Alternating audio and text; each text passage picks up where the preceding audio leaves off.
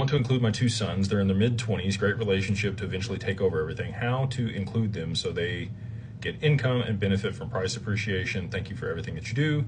You've changed my life and my family's life for the better. We are forever grateful. Thank you. I really appreciate that. A lot of people kind of throw shade sometimes, and I'm here to be a beacon of hope for people. A lot of people lose hope and they don't feel like they can ever get to a better spot. And I do believe that this is an opportunity that will provide that. Again, you should make your own choices, listen to a bunch of people. I'm not the end all be all, but to be on the list of people that people are listening to is cool on my side. Back to the question, two sons in their 20s.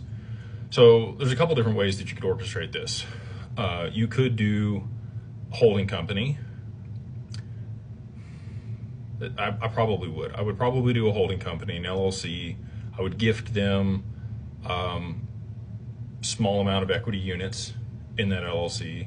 I wouldn't necessarily hold any crypto in that corporation.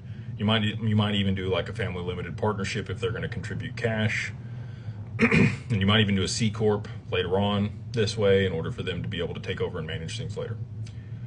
The assets themselves, it sounds like you've done a good job. You've set up an LLC. You probably want to structure some type of trust that you gift that into. And then the management of that LLC would be manager managed, not member managed.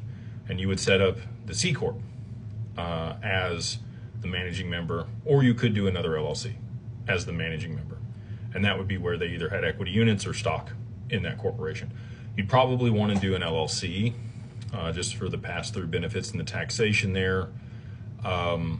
You could do a C Corp depending on how much money you're making for the management of these assets later on. Work with your tax attorney, work with your estate planner to navigate that one. In the short term, I would think LLC would be ideal, mainly for creditor protection. If they are going to be taking that over and you are going to be